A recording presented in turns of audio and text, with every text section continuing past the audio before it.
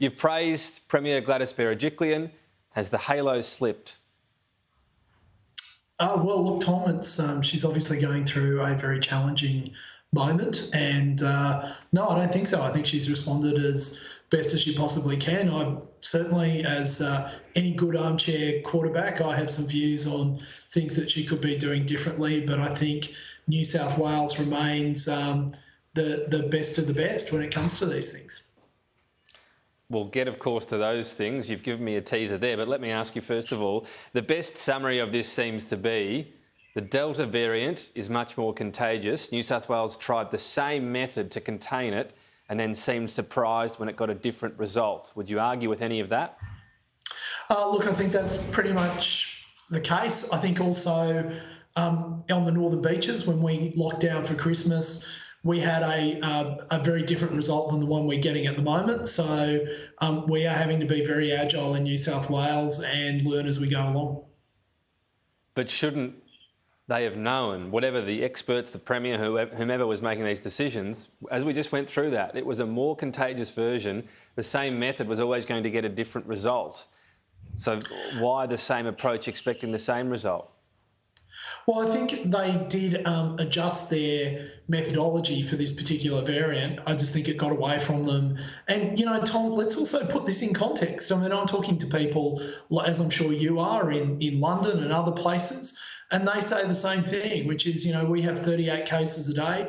Even with in the UK, where they have 50% of people who are fully vaccinated, they're getting 4,500 to 7,000 cases a day. We are at relatively low levels. So it is. It's not just possible, but we will get to the point where we will eliminate community transmission of this. We absolutely are. But the difference here is what they were aiming for was still to suppress with a method, seemingly, that was never going to do so. So should we start questioning if this was the health advice, where was it coming from? I don't think anyone in the world would have said, yeah, the Delta version, do the same thing. They had the same restrictions as last time, didn't they? What changed? Yeah, but I think you're assuming that they used the same methodology this time as they used last time. I don't think that's quite clear that that's the case. New South Wales has been adjusting its... well, I think they have been adjusting their tactics as they went along. So they were cognizant of the fact... well, that is probably something best put to the New South Wales Department of Health, not to me. But you're saying they adjusted it? No, I'm absolutely certain that there would have been... the New South Wales government has continuously adjusted the way that it has approached this virus and has had in place the best of the best tactics and methodologies to both suppressing, isolating and making sure that disruptions to people's lives are minimised. You're saying you're sure they would have adjusted it, you just don't know how. Yes, but you're unreasonably asking me for details of this, and I'm saying to you, if you want precise details, then it's the Department of Health you should direct those questions to. No, but I'm just asking what you're basing your comment that they adjusted here on. Because I've seen over the last... government. Yeah, because I've seen over the last 15 months how the New South Wales government has constantly been changing its tactics in terms of how it dealt with the virus and different outbreaks. It has been consistently ramping up the amount of testing it can do, changed the way that QR codes were used. So in the beginning, it was a world leader in using QR codes. Then it's adjusted that so that everyone has to use the QR codes presented by the Service New South Wales, so it could more easily get hold of where people had been. Then it went to things like also using the Opal card, which is the public transport card in New South Wales. It has consistently brought in new and better data so it could target what it was doing and how it was doing it, making sure that was targeted. I mean, Tom, you can say a lot of things about New South Wales, and God knows people do, but the one thing you can't say is that over the last 12 months, it hasn't consistently updated its tactics in how it dealt with this virus and how to deal with outbreaks while maximising people's capacity to go about their lives normally. Okay. You said before, as a couch quarterback, you'd do some things differently. What?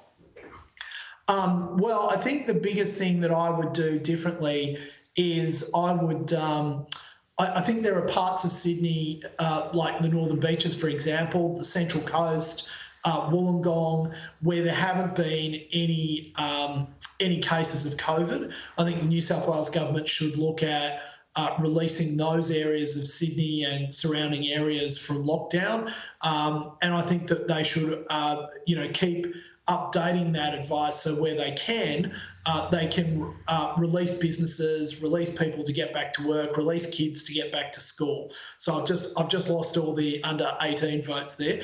But having said that, I really do think that they've done a very good job at making sure that people can go about their lives as normally as possible, right. And they should continue the tactics that they've used and the strategy they've used to date, which is to make the lockdowns as targeted as possible.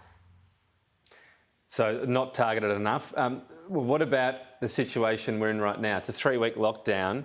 If at the end of that 3 weeks there are still cases, what should happen? There are still, 20 to 25 community cases each day. Can it be extended? Is that viable? Of course, it's viable to extend it. I mean, I think your real underlying question is, should it be? And unfortunately, that's too hypothetical to know. So, I mean, it's not just what the numbers are; it's the quality of those numbers too. So, if they're, 30, if it's 40 people, they're all unlinked, no one knows how they caught it, then clearly that's a really bad result. And those people weren't in isolation during that period of time. That's a bad result. If there are 40 people, they're all they've been in isolation the whole time, and they can all be linked.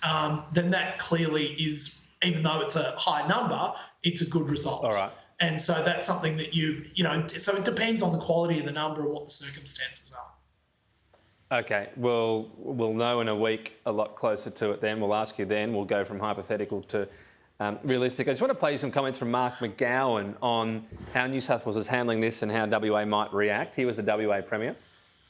So if a state goes rogue in effect and isn't in accord with the national way of managing these things, well then other states would need to have precautions put in place about that state. So that's why I had to say I think it's entirely reasonable. If they have continuing spread of the virus in New South Wales before such time as West Australians are all vaccinated and they allow that to continue, well then you'd have to have ongoing restrictions and rules about the state that allows that to happen.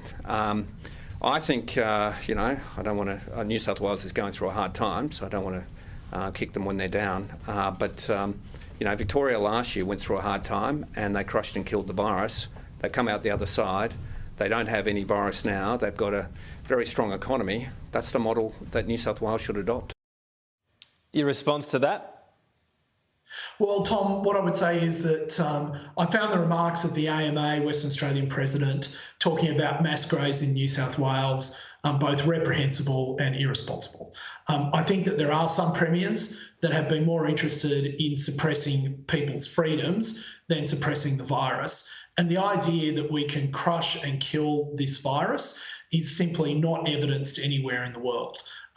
So, I mean, they're my comments, but look, Western Australia, as we know, have been a state that has gone in a very different direction to the rest of the country, and that has made Mark McGowan very popular. I'm not sure that it has been necessarily the right thing to do. Jason Falinski, appreciate your time. Thank you. Thanks, Tom.